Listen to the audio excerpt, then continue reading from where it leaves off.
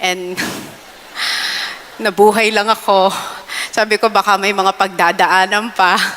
Baka masubok ni God. And then, ayun, nakarating naman ako ng 34 years old. 34 years old na ako ngayon. Ayan. Mukha lang 33, ano? O, 32. Hindi. 34 years old na ako. And for everything that I've been through, I believe that God has a journey for each and every one of us that we can use as our testimony. Our tests that we have been through can be our life's testimony. Anyway, kasi nung bata nga ako, wala lang akong talagang pangarap kung di kumanta. Yun lang ang dream ko noon. Kaya nakita nyo naman, kumakanta ako kanina.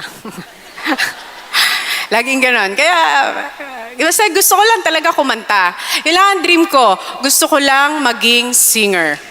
Kasi sa Taytay, lahat ng singing competitions na panalo